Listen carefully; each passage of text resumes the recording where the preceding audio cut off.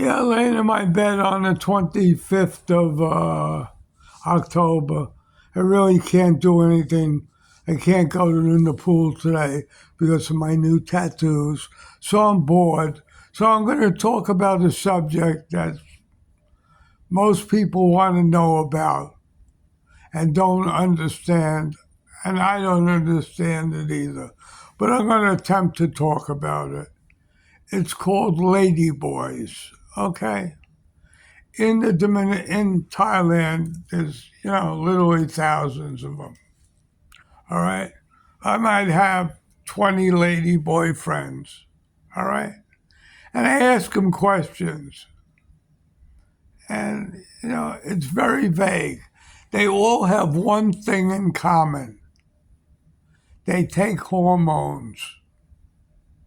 I guess the hormones, I don't know what they do, but they take hormones. You can research what they do. I really don't care. But most of them play with their dicks and want to come.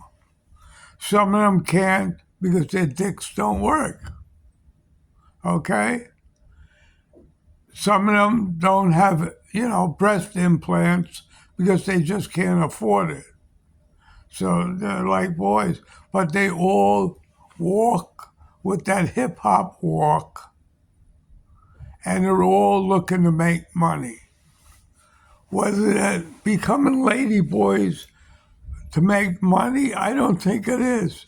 I ask them questions because everybody asks me, and I can't tell them the answer because I really don't know. Some of them said, one of them said they knew they were a lady boy at 20 years old. One even told me he was 7 years old. So it varies when they really realize they're lady boys, but they're all proud of it. They're all clean and dressed, you know, with long dresses, really class. They're not slobs. I guess they want to shine out of the group. And this is all I can figure out about lady boys. I just don't know.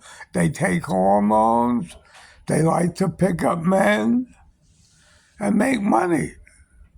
I'm just talking about Thailand. I haven't talked to any of them anywhere else, but there they talk to me. I give out lollipops. Thanks to Panizzi in Lindenhurst, he gives me the lollipops. And I give them out, and I talk to all these people. And some of them are really hot, and some of them are not so hot, but they're all clean looking. You know what I mean? And that's all I can tell you about lady boys. Well, let's give you my history of becoming, what can I call myself? A hooer master. It started with me maybe when I was 8 years old. I lived in the Lower East Side at 141 East 3rd Street with a place called the Egerlof Towers. I guess my parents had money because we had a doorman and, elevator men and all this other shit. And the building is still there. Well, anyway, I had two girlfriends, not girlfriends, friends from that building that I used to sit on the stoop with. Two Jewish girls, because I guess I was in a Jewish building at that time, rich Jews. One of them's name was Carol Goldberg. I never forgot the names. The other one was Rita Lichtman. And I guess I was about 9 years old when I started being a hula master. I used to cut holes in both of my pockets, my front pockets, and they used to sit one on one side of me and put their hands in my pockets and play pocket pool with my balls and my little penis. I guess that started me off. From then on, I used to hang out with, not so great a crowd. We used to have lineups on the roof with girls. In other words, that's one girl taking on 10 guys, 8 guys. That was the thing that, when I was growing up. And, it started from there. Then I started, even though I had girlfriends all the time, I used to pick them up in Coney Island. I used to hang out there, a lot of, and I was always a beach bum.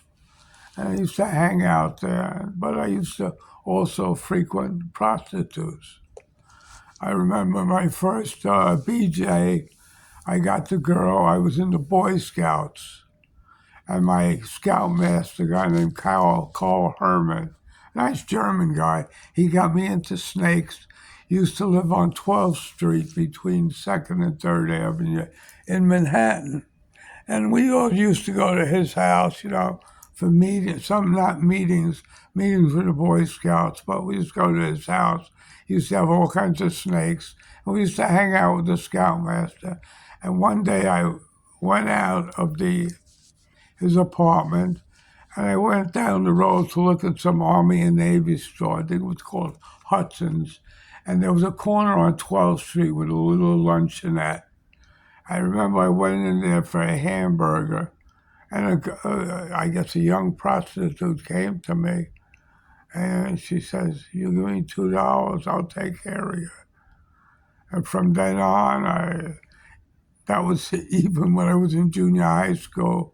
I used to frequent a prostitute in junior high school, during lunchtime for $2 blowjobs. And it went on from there. And look at me now, 85 years old, still doing the same thing.